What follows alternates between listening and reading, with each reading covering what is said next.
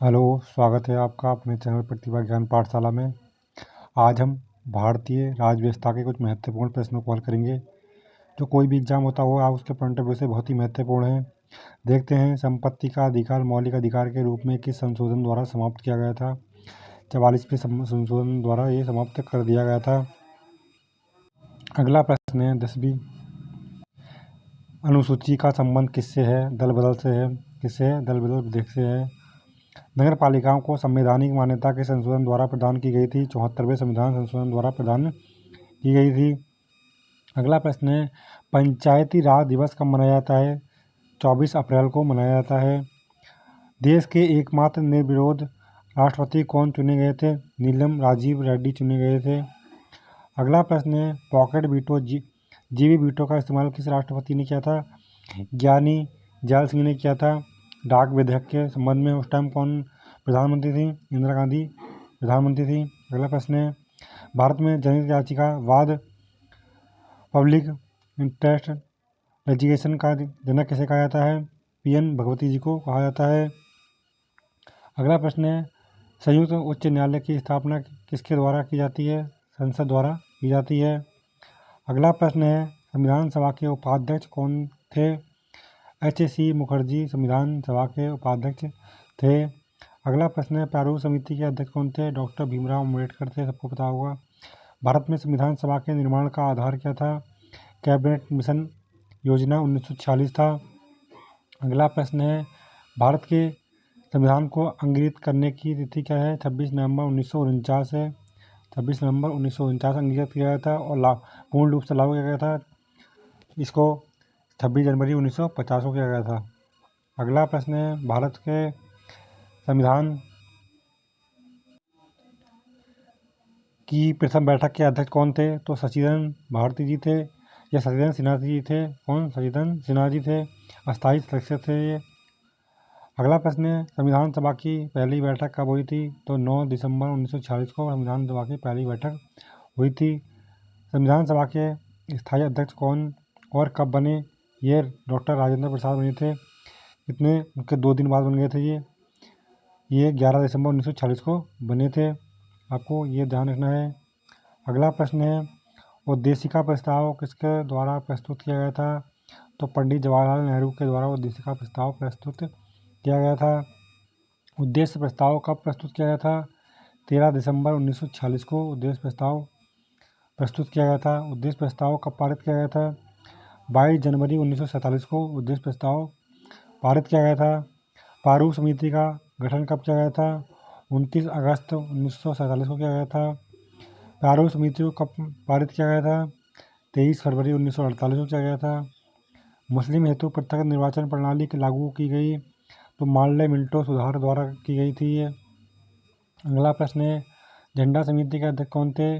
झंडा समिति के अध्यक्ष, देखिए इसमें थोड़ी सी कन्फ्यूजन रहती है, मगर देखिए झंडा समिति के अध्यक्ष जे बी कृपलानी भी माने जाते हैं और आपके डॉक्टर राजेंद्र प्रसाद भी। तो आपको डॉक्टर राजेंद्र प्रसाद का नाम याद रखना है। कैबिनेट मिशन में संविधान सभा के सदस्यों की संख्या कितनी थी? 389 थी। संविधान निर्माण के समय संविधान में कितनी अनुसूचियाँ थीं? 8 अनुसूचियाँ थीं। वर्तमान में कितनी है? 12 अनुसूचियाँ। 42वें संविधान संशोधन द्वारा प्रस्तावना में कितने शब्द जोड़े गए थे? 3 शब्द जोड़े गए थे। कौन कौन से जोड़े गए थे? समाजवादी, धर्मनिरपेक्ष, एकता और अखंडता। मूल कर्तव्य किस संविधान से लिए गए हैं? तो ये रूस से लिए गए हैं या भूतपूर्व सोवियत संघ से लिए गए हैं ये। अगला प्रश्न है हमारा, मूल कर्तव्यों को किस भाग तथा अनुच्छेद में डाला गया है? तो अनुच्छेद 51A तथा भाग 4A में डाला गया है मूल कर्तव्यों को। भारतीय संविधान में अनुसूचियों की संख्या कितनी है? 12 अनुसूची हैं। भारत की 22 भाषाओं का उल्लेख किस अनुसूची में मिलता है? 8वीं अनुसूची में भारत का भाषाओं का उल्लेख मिलता है। 10वीं सूची में क्या है आप मुझे बता सकते हैं? 11वीं और 12वीं सूची में आपको पता ही होगा, पंचायती राज और हमारे स्थानीय सुशासन है। केंद्र तथा राज्य के बीच शक्तियों का बंटवारा किस अनुसूची के अंतर्गत होता है? तो सातवीं अनुसूची के अंतर्गत होता है, जिसमें 3 अनुसूचियाँ हैं, समवर्ती सूची है, राज्य सूची है और संघ सूची है। 7वीं अनुसूची में किस प्रकार की अनुसूची का वर्णन है? संघ सूची, राज्य सूची और समवर्ती सूची का वर्णन है। इस अनुसूची में अनुसूचित जाति क्षेत्रों और अनुसूचित जनजाति के बारे में वर्णन किया गया है, तो 5वीं अनुसूची में किया गया है। दल बदल विधेयक से संबंधित प्रावधानों का उल्लेख किस अनुसूची के अंतर्गत आता है? 10वीं अनुसूची के अंतर्गत आता है। 10वीं अनुसूची किस संविधान संशोधन के द्वारा जोड़ी गई थी? तो 52वें संविधान संशोधन द्वारा जोड़ी गई थी। देखिए, उससे पहले प्रश्न क्या था? दल बदल विधेयक कौन सी अनुसूची में है? 10वीं अनुसूची में है। और 10वीं अनुसूची कब जोड़ी गई थी? 52वें संविधान संशोधन द्वारा 1985 में जोड़ी गई थी। किस सूची में पंचायती राज व्यवस्थाओं का वर्णन मिलता है? 11वीं अनुसूची में मिलता है। मैंने आपको बताया था। 11वीं अनुसूची किस संविधान संशोधन के द्वारा जोड़ी गई थी? 73वें संविधान संशोधन 1992 के द्वारा जोड़ी गई थी। संविधान में समवर्ती सूची का प्रावधान कहाँ से लिया गया है? ऑस्ट्रेलिया से लिया गया है। अगला प्रश्न है, संविधान संशोधन द्वारा कौन सी भाषाएं जोड़ी गई हैं? बोडो, डोगरी, मैथिली, संताली, ये भाषाएं जोड़ी गई हैं। मूल कर्तव्य किस अनुशंसा पर जोड़े गए हैं? सरदार पूर्ण सिंह की सिफारिशों के द्वारा जोड़े गए हैं। अपशिष्ट शक्तियों को केंद्र को सौंपने का लक्षण लिया गया है? कनाडा के संविधान से लिया गया है। अगला प्रश्न है, संविधान संशोधन प्रक्रिया कहाँ से ली गई है? दक्षिण अफ्रीका से ली गई है। अगला प्रश्न है, किस अधिनियम द्वारा भारत का गवर्नर जनरल पद सृजित किया गया था? 1833 चार्टर के अधिनियम के द्वारा। ये 1833 चार्टर का एक्ट था जो उसके द्वारा किया गया था, गवर्नर जनरल पद सृजित किया गया था। वायसराय का पद कब सृजित किया गया था? 1858 का भारत शासन अधिनियम के द्वारा किया गया था। भारत के प्रथम वायसराय कौन थे? लॉर्ड कैनिंग थे प्रथम वायसराय। बंगाल के पहले गवर्नर कौन थे? वॉरेन हेस्टिंग्स थे। भारतीय संविधान का सबसे बड़ा स्रोत क्या है? 1935 का भारत शासन अधिनियम थे। 1935 के अधिनियम को किसने दास्ता का अधिकार पत्र कहा? पंडित जवाहरलाल नेहरू ने कहा था। विधि दिवस कब मनाया जाता है? 26 नवंबर को मनाया जाता है, जिस दिन संविधान को अंकित किया गया था। प्रथम बार राष्ट्रीय ध्वज कब फहराया गया था? 26 जनवरी 1930 को फहराया गया था पंडित जवाहरलाल नेहरू द्वारा। अगला प्रश्न, कांग्रेस के किस अधिवेशन में पूर्ण स्वराज की घोषणा हुई थी? 1929 के अधिवेशन में पूर्ण स्वराज की घोषणा की गई थी।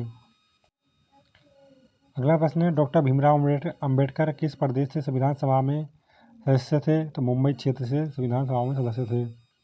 आधुनिक भारत का मनु किसे कहा जाता है? डॉक्टर भीमराव अंबेडकर को आधुनिक भारत का मनु कहा जाता है। 9वीं अनुसूची किस संविधान संशोधन द्वारा जोड़ी गई है? प्रथम संविधान संशोधन द्वारा जोड़ी गई है, 1951 में हुआ था ये। सर्वोच्च न्यायालय के प्रथम मुख्य न्यायाधीश कौन थे? हीरा लाल जे कानिया थे या HG कानिया थे, आप उनका नाम याद रख सकते हैं। राष्ट्रीय ध्वज की डिज़ाइन किसने तैयार की थी? ये पिंगली वेंकैया ने की थी। किसने? पिंगली वेंकैया ने राष्ट्रीय ध्वज की डिज़ाइन तैयार की थी। हम भारत के लोग जैसी शब्दावली का उल्लेख संविधान में कहाँ किया गया है? प्रस्तावना में किया गया है।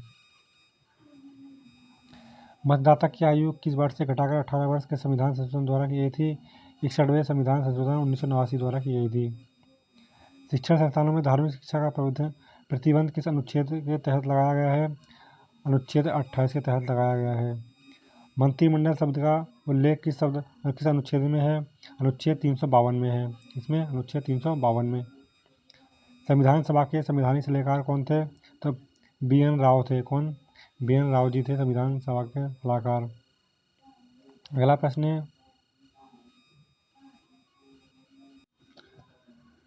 पंचायती राज संस्थानों को संवैधानिक मान्यता हेतु किस समिति ने सिफारिश की थी? लक्ष्मीमल सिंघवी ने की थी। किसने? लक्ष्मीमल सिंघवी थी। पंचायती राज संस्थानों को संवैधानिक मान्यता हेतु। न्यायिक समीक्षा की अवधारणा कहाँ से ली गई है? अमेरिका से ली गई है। भारत में प्रथम आम चुनाव कब हुए थे? 1951 और 52 में हुए थे। देखिए, यहाँ पर बहुत से लोग ये कहते हैं कि पंडित जवाहरलाल नेहरू को प्रधानमंत्री बनाया गया, लेकिन बनाना कैसे चाहिए था? सरदार वल्लभ भाई पटेल को बनाना चाहिए था, लेकिन उनकी मृत्यु ये प्रथम आम चुनाव से पहले ही हो जाती है। तो ये तर्क साबित होता ही नहीं है कि पंडित जवाहरलाल नेहरू की जगह सरदार पटेल को बनाया जाता प्रधानमंत्री। ये तर्क, क्योंकि जो लोग ये बहस करते हैं कि उनको प्रधानमंत्री बनना चाहिए था वल्लभ भाई पटेल जी को, अगर हाँ बनते वो, अगर वो उनकी मृत्यु आम चुनाव से पहले नहीं हुई होती तो वो ज़रूर बनते प्रधानमंत्री। लेकिन उनकी मृत्यु प्रथम आम चुनाव से पहले हो गई थी, इसलिए वो प्रधानमंत्री नहीं बन पाए थे। चलिए अगला प्रश्न है, संविधान संशोधन द्वारा प्रस्तावना में संशोधन किस संशोधन के द्वारा किया गया है? 42वें संविधान संशोधन द्वारा किया गया है। अगला प्रश्न है, भारत में प्रथम आम चुनाव कब हुए थे? 1951-52 में हुए थे। मौलिक अधिकार किस देश के संविधान से लिए गए हैं? अमेरिका के संविधान से लिए गए हैं। अगला प्रश्न है, ईस्ट इंडिया कंपनी के शासन का अंत किस अधिनियम द्वारा किया गया था? 1858 भारत शासन अधिनियम के द्वारा किया गया था। संसद की प्रथम बैठक कब हुई थी? 13 मई 1952 को संसद की प्रथम बैठक हुई थी। 73वें और 74वें संविधान संशोधन के समय देश के प्रधानमंत्री कौन थे? तो PV नरसिम्हा राव जी थे। महाभियोग की प्रक्रिया का उल्लेख किस अनुच्छेद में है? अनुच्छेद 61 में मिलता है। किसमें? अनुच्छेद 61 में मिलता है। अगला प्रश्न है, भारतीय संविधान का मैग्ना कार्टा किस भाग को कहा जाता है? भाग 3 को भारत का क्या कहा जाता है? मैग्ना कार्टा कहा जाता है। भाग 3 मौलिक अधिकार को। डॉक्टर भीमराव अम्बेडकर ने किस अधिकार को भारतीय संविधान की आत्मा कहा है? संविधान उपचारों का अधिकार अनुच्छेद 32 को कहा है। बहुत ही महत्वपूर्ण प्रश्न है। अगला प्रश्न है, राज्यसभा का पदेन सभापति कौन होता है? तो उपराष्ट्रपति होता है। कौन? उपराष्ट्रपति होता है। अगला प्रश्न है हमारा, राष्ट्रपति संसद में कितने सदस्य मनोनीत करता है? 14 राज्यसभा, 12 लोकसभा। देखिए राष्ट्रपति संसद में कितने सदस्य मनोनीत करता है? टोटल कितने करता है? 14 करता है। राज्यसभा में कितने होते हैं? 12 होते हैं। और लोकसभा में कितने होते हैं? 2 होते हैं। तो ये टोटल कितने होते हैं? 14 होते हैं। अगला प्रश्न है, दोनों सदनों की संयुक्त बैठक को बुला सकते हैं? राष्ट्रपति बुला सकता है दोनों सदनों की बैठक में। राष्ट्रपति किस अनुच्छेद के द्वारा दोनों सदनों की संयुक्त बैठक बुलाता है? तो अनुच्छेद 128 के तहत, अनुच्छेद 108 के तहत बुलाता है। अगला प्रश्न है, धन विधेयक किस अनुच्छेद में उल्लेखित है? 110 में धन विधेयक का उल्लेख मिलता है। अगला प्रश्न है, संसद में धन विधेयक को प्रस्तुत करने से के पूर्व किसकी अनुमति आवश्यक है? राष्ट्रपति की पूर्व अनुमति आवश्यक है। अगला प्रश्न है, भारत का राष्ट्रपति किस अनुच्छेद के अंतर्गत आता है? अनुच्छेद 52 के अंतर्गत आता है। अगला प्रश्न है, भारत का उपराष्ट्रपति किस अनुच्छेद के अंतर्गत आता है? अनुच्छेद 63 के अंतर्गत आता है। अगला प्रश्न है, कौन अपने पद की शपथ नहीं लेता है? लोकसभा अध्यक्ष अपने पद की शपथ नहीं लेता है। बहुत ही महत्वपूर्ण प्रश्न है। धन विधेयक को संसद के किस सदन में पेश किया जाता है? तो लोकसभा में किया जाता है। धन विधेयक को वित्त विधेयक को दोनों सदनों में प्रस्तुत किया जाता है, लेकिन धन विधेयक को केवल लोकसभा में भी पारित किया जाता है। लेकिन औपचारिक रूप से राज्यसभा में भी भेजा जाता है, लेकिन वो अगर अपनी स्वीकृति दे या ना दे तो 14 दिन के बाद यह स्वीकृति मान ली जाती है। राष्ट्रीय आपात किस में कौन सा अनुच्छेद का निलंबन हो जाता है? तो अनुच्छेद 19 का निलंबन हो जाता है। देखिए अगला प्रश्न है, किस संशोधन द्वारा संपत्ति के मूल अधिकार को एक कानूनी अधिकार बनाया गया है? तो 44वें संविधान संशोधन 1979 को बनाया गया है। इससे पहले वाला 91 प्रश्न था, राष्ट्रीय आपात किस में कौन सा अनुच्छेद का निलंबन हो जाता है? तो ये अनुच्छेद 19 का निलंबन हो जाता है। अगला प्रश्न है, किस संविधान संशोधन द्वारा दिल्ली को राष्ट्रीय राजधानी का दर्जा दिया गया था? तो 69वें संविधान संशोधन द्वारा दिया गया था। अगला प्रश्न है, केंद्र और राज्य के बीच संबंध समवर्ती सूची की प्रस्तावना की भाषा कहाँ से ली गई है? तो ऑस्ट्रेलिया से ली गई है। कौन अपने पद की शपथ नहीं लेता है? तो लोकसभा अध्यक्ष अपने पद की शपथ नहीं लेता है। धन विधेयक को संसद के किस सदन में पेश किया जाता है? तो लोकसभा में किया जाता है। इसमें लोकसभा में। राष्ट्रीय आपात किसमें कौन सा अनुच्छेद में निलंबन नहीं होता है? 19 में नहीं होता है, अभी मैंने बताया था। अगला प्रश्न है हमारा, देखिए ये प्रश्न रिपीट हुए हैं। अगला देखते हैं,